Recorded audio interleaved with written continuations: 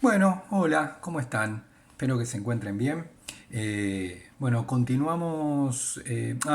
Bueno, ya lo aclaré en el tema del video de historia, ¿sí? En relación al Zoom, bueno, y toda esta cuestión, ¿sí? Eh, Así que bueno, espero que nos veamos pronto y que se encuentren bien, sobre todo. Bien, continuamos con el texto de Garabedian. Sí, dijimos que se acuerdan que ese texto tenía un centro, que era el Estado moderno. ¿Sí? Hablamos de una introducción, de un escenario previo a la construcción del Estado moderno. Ese escenario previo lo vimos desde lo socioeconómico, desde lo político, ¿sí? Y comenzamos una etapa de transición-modernidad donde se comienza a gestar esa estructura político-institucional centralizada, que siempre que diga eso estoy haciendo referencia al Estado moderno, ¿no? Siempre que hable de una estructura institucional centralizada, estoy hablando del Estado moderno. Dijimos que como características, ¿sí? Hablamos de todo el desarrollo histórico, de que esa estructura surge del apoyo de la burguesía, del interés de la burguesía en construir esa estructura. Fíjense que el Estado moderno surge en el mismo momento que el capitalismo, ¿no? Si bien el capitalismo es un sistema socioeconómico, esa burguesía va necesitando de la construcción del Estado moderno. ¿Para qué? Para continuar acumulando capital. ¿Sí? Por eso dijimos que el Estado el Estado se establece obviamente en un territorio y va eliminando las aduanas interiores, ¿sí? Para que el burgués pudiera comercializar dentro de un territorio sin aduanas interiores, ¿sí?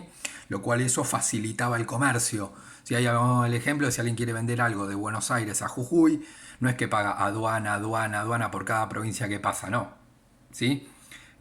Obviamente no hay aduanas adentro de la Argentina. Eso facilita el comercio, porque si existieran aduanas con pago de impuestos, en cada aduana a Jujuy llega con un precio muy caro y muy posiblemente nadie compraría ese producto por el elevado precio que tiene. Entonces, había una cuestión de interés de esa burguesía en construir un Estado moderno, ¿sí? Eh, Eso como desarrollo histórico, fuimos diciendo, bueno, se separa del poder de la, digamos, obviamente esa burguesía va a enfrentar a la nobleza, que era esa clase hegemónica anterior, y bueno, se va construyendo el Estado moderno. Dijimos como características, bueno, que va surgiendo, estoy en las consecuencias de la diapositiva 5, ¿sí? Dije ahí con un repaso rápido de todo lo anterior, ¿sí? Hablamos del surgimiento de una organización burocrática. Burocrática, entiéndanlo como la palabra burocracia es una palabra importante para este texto, ¿sí? La nombra varias veces.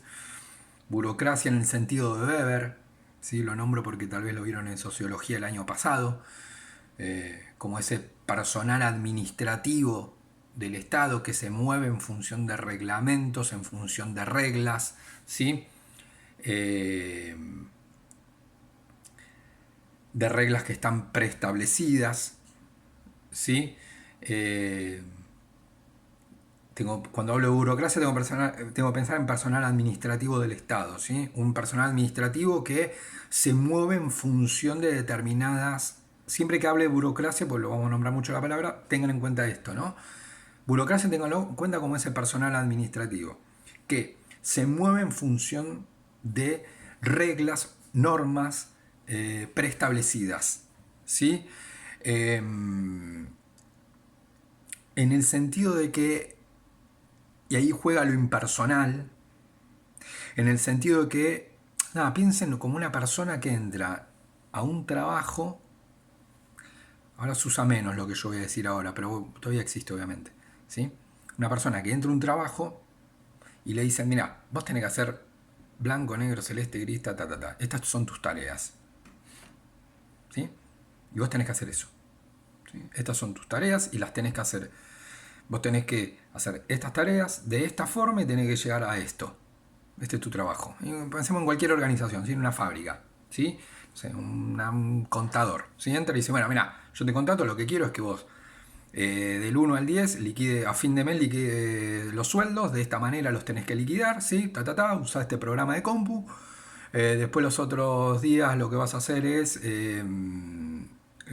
primero liquidar sueldo, después lo que vas a hacer es pagar los impuestos, tenés que pagar este impuesto, este impuesto, este impuesto, lo haces de esta manera, los haces con este programa, por home banking, bla, bla, bla, bla, bla. ¿Sí?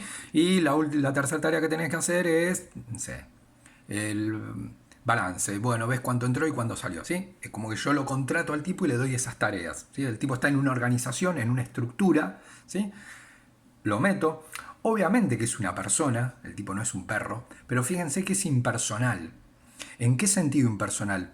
Que la verdad que está este tipo o que esté otro, que obviamente sepa, da igual. Porque las tareas que tienen que desarrollar, ahí, eso serían las normas o reglas preestablecidas, ¿entiendes? Yo ahora tengo yo lo voy a contratar, ¿sí? En mi empresa.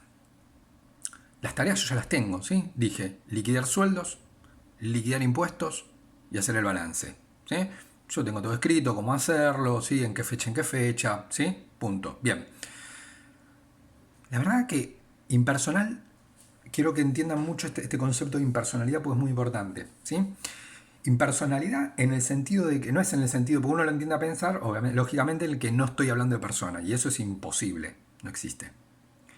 Lo que acá quiere decir impersonal es que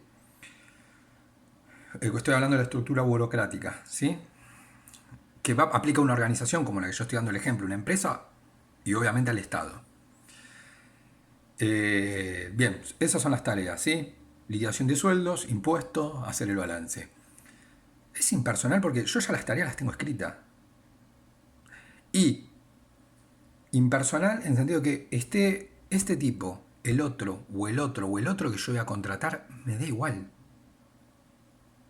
Como que ahí la persona no es que tiene que decidir, bueno, a ver qué hago, bueno, veo a ver qué hago y qué no hago, veo cómo lo hago, veo en qué fecha lo hago, donde ahí la persona, es decir, al que yo contrato, al trabajador, al contador, lo haría a su criterio. No, no hay a su criterio. Yo lo contrato y le digo, mira, del 1 al tal mes tenés que hacer liquidación de sueldo. Y lo haces de esta manera y con este programa de compu, ¿sí? Pagás impuestos. Del 10 al 15 pagás impuestos y lo haces de esta manera. Y del 15 al te dedicas a hacer el balance. Y lo haces de esta manera y a mí a fin de mes me entregás todo el laburo que hiciste y que tiene que estar hecho de esta manera. Si yo ahí fíjense que ahí hay como unas reglas preestablecidas, preestablecidas antes de que el tipo entre, ya estaban escritas. No es que el tipo tiene decisión de, bueno, el contador, no es que tiene, bueno, lo hago de una manera, lo hago de otra, lo hago con otro programa, bueno, no sé si voy a hacer balance este año. No, estas son tus tareas, vos las tenés que hacer y punto. ¿Sí? Y en el sentido de que, impersonal, en el sentido de que no es que la persona puede como darle su toque a su laburo, ¿se entiende? No es como un artista que dice, bueno, obviamente un artista sí, porque un artista pinta un cuadro y capaz otro pinta otro con otros colores, otro tema pinta, entonces ahí es como que lo personal juega mucho, ¿se entiende? En la cuestión artística, ¿sí? Pueden pintar diferentes temas, pueden pintar con diferentes materiales, entonces ahí como el toque personal es la clave, en realidad, ¿sí? Lo que yo estoy diciendo, en esta estructura burocrática que es impersonal, con normas preestablecidas, como que la persona da igual. Digamos, yo contrato a este, la verdad que si este se enferma o renuncia, contrato a otro y va a ser lo mismo. Para mí va a ser lo mismo. ¿Sí? Porque yo a fin de mes, ¿qué es lo que voy a tener? Contrate al tipo A, al tipo B, al tipo C o al tipo D. Sí, capaz son, no sé, diferentes géneros, capaz son diferente religión, diferente pensamiento político, está todo muy lindo, son re diferentes, pero para fin de mes, para mí es lo mismo. El tipo a fin de mes me tiene que entregar lo que yo le pedí, que es, digamos, hecho de la manera que yo... En realidad tiene que estar hecho de acuerdo a las normas que estaban preestablecidas. ¿Sí? ¿Cuáles eran las normas preestablecidas? Que entre el 1 y el 10 tal cosa, el 10 y el 15 tal otra, y el 15 al tal otra. ¿Sí? Ahí juega el concepto de impersonalidad. Haya estado el tipo A, B, C o D, a mí me da lo mismo. La verdad que, fíjense, en una estructura que sería la empresa, hay reglas, ¿sí? Hay reglas preestablecidas donde el tipo entra, en este caso el contador, y si es contador, contadora, joven, grande, me da lo mismo. Ahí juega la impersonalidad, digamos, es como un laburo impersonal. No juega no, repito, no es como una obra artística donde lo personal juega. Acá no juega nada, a mí me da lo... Es más, yo capaz puedo ni verla. Muchas veces pasan las empresas, digamos, ni sé quién es. ¿Sí? Lo único que me interesa a mí es que a fin de mes me llegue el reporte de que entre el 1 y el 10 tal cosa, el 10 y el 15 tal otra, y el 15 el otro tal otra. Listo. Digamos que el Estado es esa estructura, el Estado, no el gobierno, ¿sí? El Estado es una estructura impersonal, ¿sí? Se habla de estable y duradera, ¿sí? Digo, en este ejemplo que yo estaba dando del trabajo, a los 10 años va a ser lo mismo, ¿sí? Yo voy a necesitar pagar sueldos, pagar los impuestos y hacer el balance, ¿sí? Y las reglas están acá escritas y van a ser estables, ¿sí? ¿Quiere decir que nunca en la historia van a cambiar? Y no, pero tienden a tener mucha estabilidad. Tienden a tener mucha estabilidad, ¿sí? Por eso hablamos que son estables y duraderas, ¿sí? El Estado es una estructura autónoma con relación al poder de los señores feudales. Sí, eso dijimos que en el Estado va surgiendo como una estructura de poder en la cual es impersonal, pero lo ocupan personas, como lo decíamos el puesto de laburo, que es impersonal, pero hay un contador con nombre y apellido, ¿sí? Bueno, van surgiendo ahí personas que comienzan a ocupar esa estructura de poder y esas personas pueden ocupar esa estructura de poder en esa alianza con la burguesía que les da el apoyo económico, ¿sí? Mientras que esos monarcas absolutos, que eran sobre todo en el inicio, le brindaban seguridad e infraestructura, ¿sí? a la burguesía para que se pudiera desarrollar económicamente. Y esa estructura, fíjense, no la persona, la estructura es la que va comenzando, estoy en el tercer punto, a acaparar funciones. Es decir, esa estructura cada vez va a comenzar va a ser un proceso de mucha larga duración, en el sentido de siglos. Como que con el correr de los siglos esa estructura va a ir ocupando cada vez más funciones que a nosotros en muchos casos hoy nos pueden parecer obvias. Y bueno, sí, esto tiene que ocupar el Estado. Pero no era así. En realidad el Estado cuando surgió, ¿sí? Fíjense, digo el Estado, el nuevo gobierno, el Estado cuando surgió tenía funciones que antes ocupaban los señores. Hay un momento en el cual el Estado se las quita, eso fue conflictivo, obviamente, porque por ejemplo la recaudación de impuestos, fíjense que era importantísimo para los señores, era la clave. En realidad su poder económico se basaba en la tierra y en la posibilidad de, bueno, dentro de este territorio, en realidad lo económico deriva de algo político que es el poder, ¿sí? Si yo tenía el poder, ¿sí? De decir, cobro impuestos acá, porque es obvio, esta es mi tierra, ¿sí? Esta es mi tierra, yo cobro impuestos acá. Bueno, en un momento eso dejó de ser así. Y se crea una estructura, que es el Estado, que dicen, no, en este territorio el que cobra impuestos es el Estado. Entonces, ahí fíjense que una atribución va al Estado, ¿sí? Que mantiene hasta el día de hoy. ¿Sí?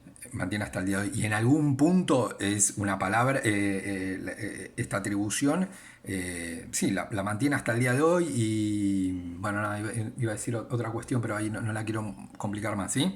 Lo mismo el manejo de la fuerza de seguridad, ¿sí? No es, bueno, cada uno tiene su policía o cada barrio. El Estado acapara la seguridad, el Estado toma la cuestión la cuestión impositiva y el Estado toma la cuestión de la justicia.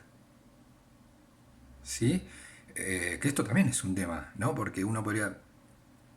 A veces uno le escucha, pero bueno, son casos aislados en realidad, por más que salgan en la tele, son casos aislados, en el sentido que la sociedad, en su gran mayoría, ¿sí? Tiene claro de que si alguien deteriora mi propiedad o algo mucho más grave, no sé, asesina a un familiar mío, por más que sea mío y por más que sea, no sé, o deteriora o roba mi auto mío, sí que es mío, de mi propiedad, yo tengo en claro que puedo morir de bronca, pero no soy yo el que tiene que hacer justicia. ¿Se entiende? Digamos, bueno, lo arreglo yo. Onda, que el Estado no se meta, lo arreglo yo. Nosotros ahí ya pensamos de otra manera, ¿sí? En el sentido de que hay una estructura, digamos, que Y fíjense que es algo serio, porque digo, alguien, no sé, bueno, no quiero poner un ejemplo muy extremo para no, ya bastantes pálidas tenemos, ¿no? Pero digo, no sé, alguien que roba mi auto. No, yo me rompí el lomo laburando, pum, me compré no, no me lo compré, es un ejemplo, ¿eh? Porque ya veo que rayan un pobre auto de otro tipo. Eh, con mucho esfuerzo logro comprarme el auto, y alguien viene y me lo rompe o me lo roba. Entonces yo digo, vos tocaste mi auto, yo me la arreglo con vos, voy, no sé, hago tal cosa contra vos. Bueno, nosotros ya entendemos que eso no funciona así. Es decir, que nosotros lo tenemos muy naturalizado, pero es algo bastante loco igual, porque entendemos que hay una estructura que alguien que violó mi patrimonio económico, ¿sí? Mis bienes materiales, eh, se va a encargar otro de resolverlo, ¿se entiende? Otro es el Estado, ¿sí? Otro se va a encargar de, bueno, buscarlo, bueno, yo tengo presente una denuncia, bueno, y entra a jugar todo el sistema ahí judicial, ¿no? Pero bueno, ese otro verá cómo resuelve ese conflicto que surgió a partir de una propiedad mía, ¿sí? Entonces, lo que pasa es que inicialmente fue esto de la cuestión impositiva, el cobro de impuestos, seguridad y... me bloqueé. Seguridad, sí, la fuerza. Sí, bueno, claro, no, pues seguridad estaban las dos. Sería la cuestión de la justicia, la cuestión del ejército y la cuestión impositiva. ¿Sí? Eso como que inicialmente lo toma el Estado, pero fíjense que ahí están afuera un montón de cosas. ¿Sí? No sé, no se nombra salud, no se nombra educación. Bueno, por eso hay un proceso de larga duración en el cual a lo largo de los siglos, bueno, el Estado fue incorporando otra función, ¿no? Incorporando otra función. Fíjese, por ejemplo, en ese momento la salud estaba afuera. Es como, bueno, eso se arregla cada uno. Yo qué sé, no es tarea mía, es una cuestión de que después, bueno, se incorporó eso, digamos que es un proceso como de mucha larga duración. ¿Sí? Incluso hasta el propio siglo XX fue un momento en el cual se incorporaron cosas del Estado. ¿Sí? Eh, bien, bueno, en realidad todo esto fue como un repaso ahí rápido, ¿sí? Ahí hay una diferenciación, estoy en la diapositiva número 6, una diferenciación entre lo que es el Estado moderno, ¿sí? Y las formas de organización política previas, ¿sí? Sí, estatales. Sí, sí, está en formas estatales premodernas, ¿sí? Como una comparación, ¿sí? En el sentido de que ustedes ahí tienen tres características que son propias del Estado moderno. En primer lugar, la progresiva centralización del poder. Esto está en el texto, ¿sí? Están en negrita ahí las tres, donde se define cada una. Una progresiva centralización del poder.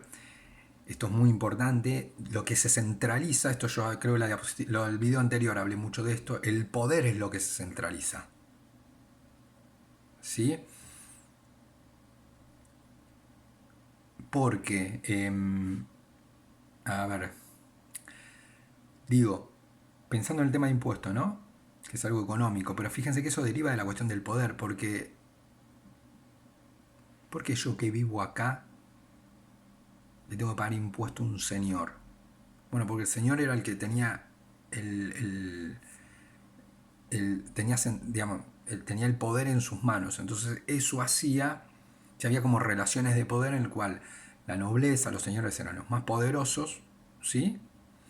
Y no sé, los siervos tenían que pagarle impuestos a él. Ahora, y en un territorio había varios señores. Ahora, eso dijimos que se comienza como a entrar en crisis y eso que estaba como dividido en varios señores se centraliza en una estructura que es el Estado. Y es el Estado el que va como a centralizar el poder en sus manos. ¿Sí? En su estructura, perdón, no en sus manos. Va a centralizar el poder. ¿Sí? Cuando hablo de centralización del poder, no necesariamente... Qué complicado es explicar esto por un video, no saben. Cuando hablo de centralización del poder, no estoy hablando... digamos, no estoy hablando de una dictadura. Porque eso sería la forma de gobierno. ¿Sí? Ahí yo diferencié Estado de forma de gobierno. Hay centralización del poder incluso en la democracia, porque el que toma las decisiones ahí es el Estado.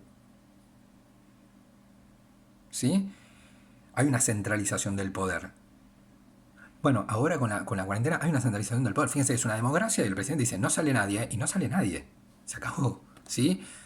Hay una centralización del poder. Y ahora dice, bueno, yo salgo. Bueno, yo sé que si salgo, organizo una fiesta, eh, va a caer la policía y me va a meter preso, me va a sacar mi libertad. Entonces no hago lo que quiero. Hay una centralización del poder en manos del nosotros la vemos el gobierno en realidad, porque digamos, vemos el gobierno y el Estado en sí, digamos, no es que no hay nadie, pero en realidad es el Estado el Estado argentino el que está tomando la decisión de está cortando mi libertad. Fíjense eso ahí, no es que yo puedo decir, yo con mi vida hago lo que se me canta y no sé, hago una fiesta. Y punto.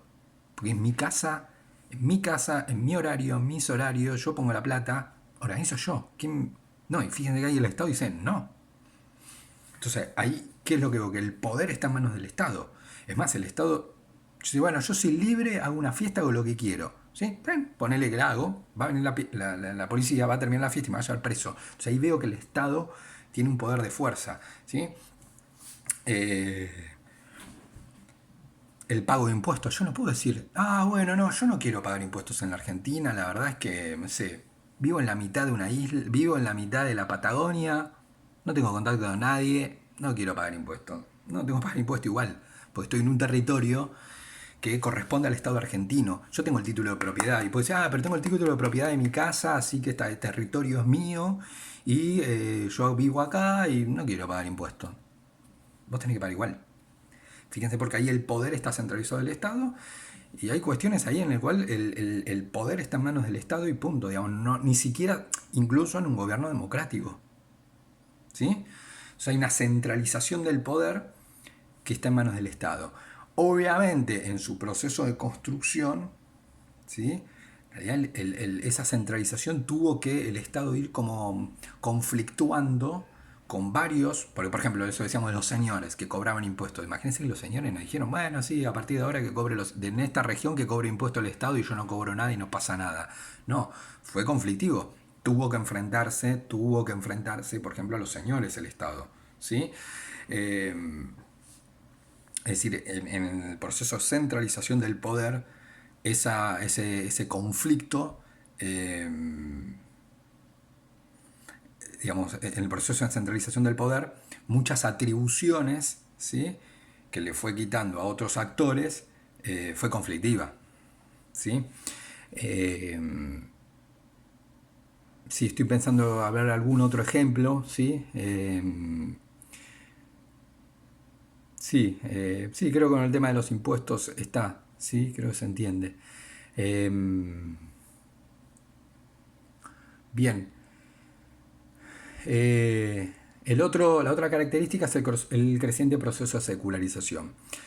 Eh, Secularización acá tiene que ver con que existe una fuerte o una clara división entre lo que sería el aspecto religioso y el aspecto estatal.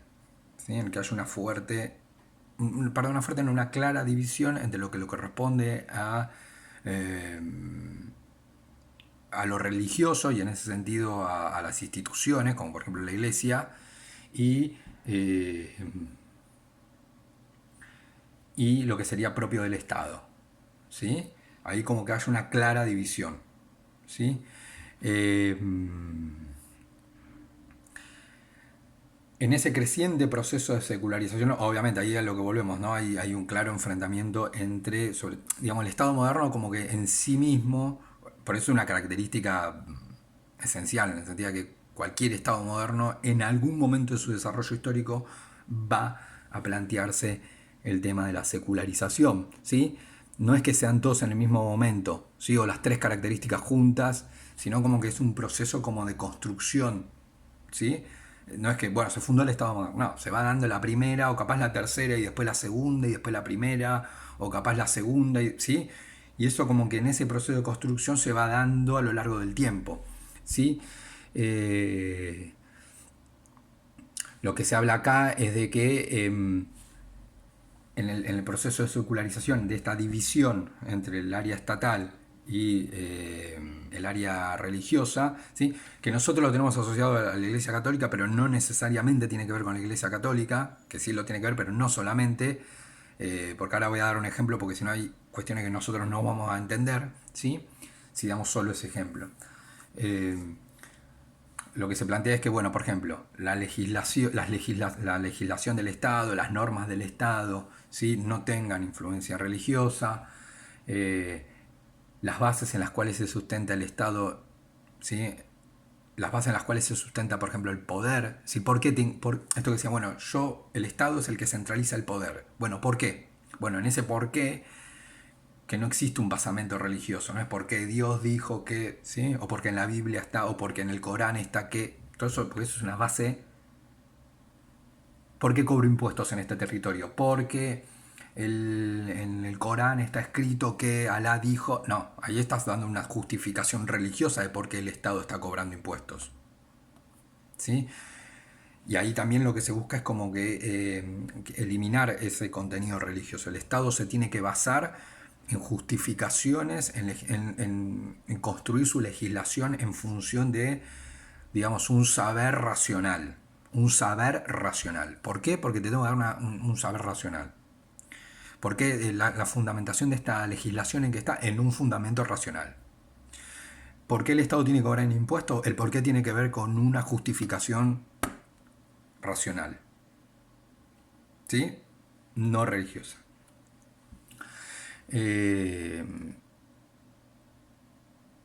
Después, obviamente, si dentro de ese Estado hay personas que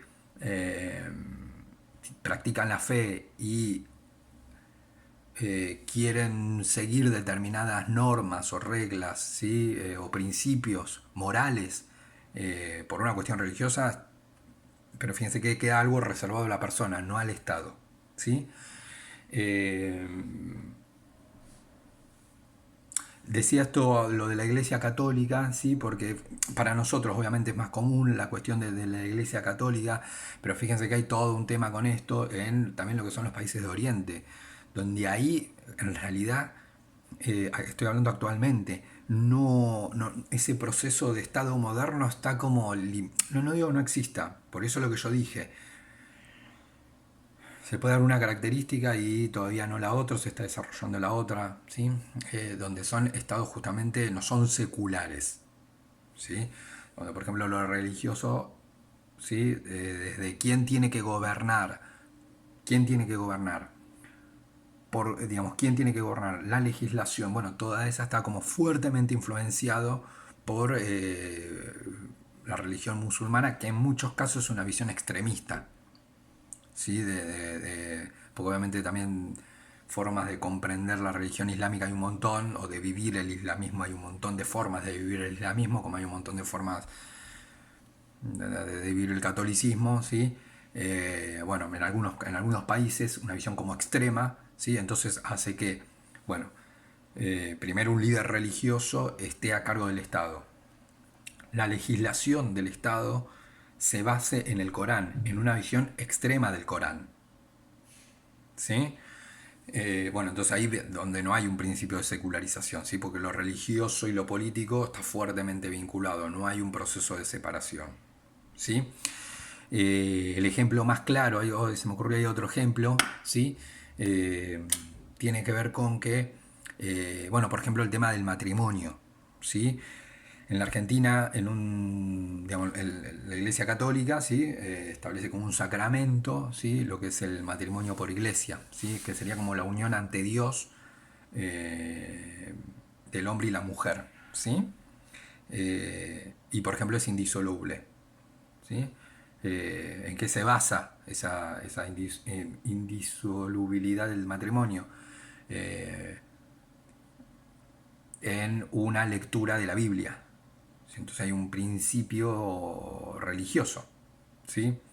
En la cual, bueno, si yo creo que Dios habla a través de la Biblia, ¿sí?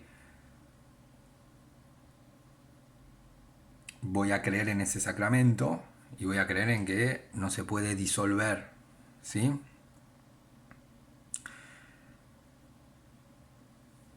Eso por un lado.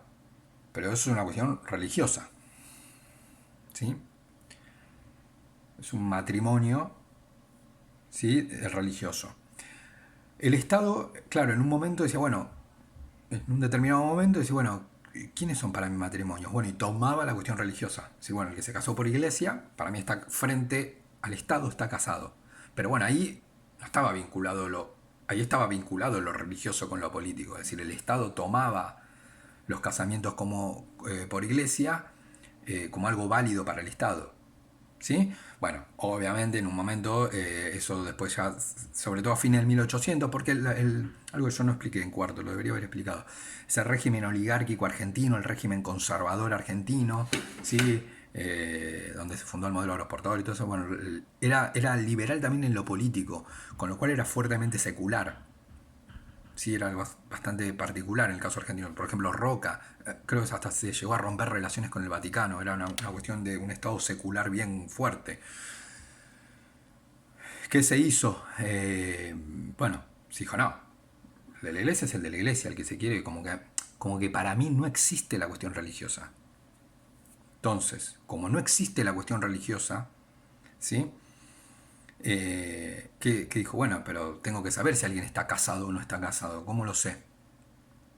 ¿Sí? Bueno, ahí lo que vamos a hacer entonces es, tiene que haber alguien del Estado, no de la iglesia, del Estado, un juez, es un personal del Estado, fíjense, no digo del Poder Ejecutivo, digo del Estado, un juez y dos personas que voluntariamente y libremente contraen un vínculo.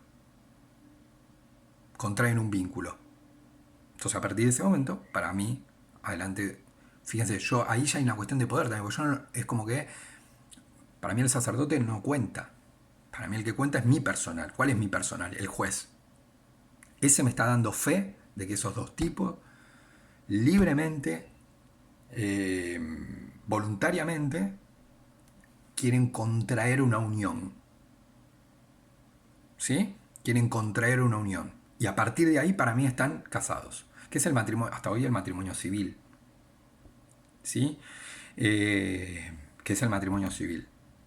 Entonces, fíjese ahí cómo se da esa separación. Por ejemplo, en relación al matrimonio, lo que es el matrimonio, primero estaba así, ¿sí? Después eso tendió a separarse. Por un lado el matrimonio religioso y por otro lado el matrimonio civil.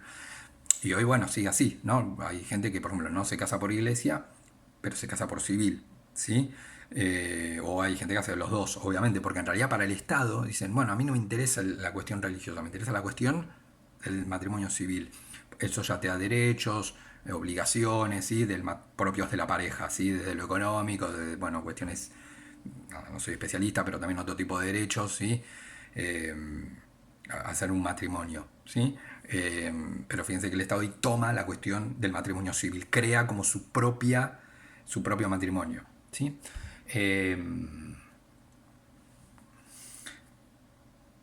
Bien, que obviamente, cierro, si esto estuviera fuertemente vinculado, sí, no hay un proceso de secularización. Por eso no lo tenemos que pensar solo en relación a la Iglesia Católica, porque si no, yo qué sé, es como si lo decimos solo en relación a la Iglesia Católica, estamos perdiendo todo lo que es una parte importante del mundo que es musulmana. Donde ahí el proceso de secularización no tiene que ver en sí con la Iglesia Católica, porque ahí no corta ni pincha, sino con otro tipo de... Con la religión musulmana con unas visiones extremas, ¿sí? En otros países se da como ese proceso de secularización donde hay una religión musulmana, que en realidad es menor, pero bueno, se da, ¿sí?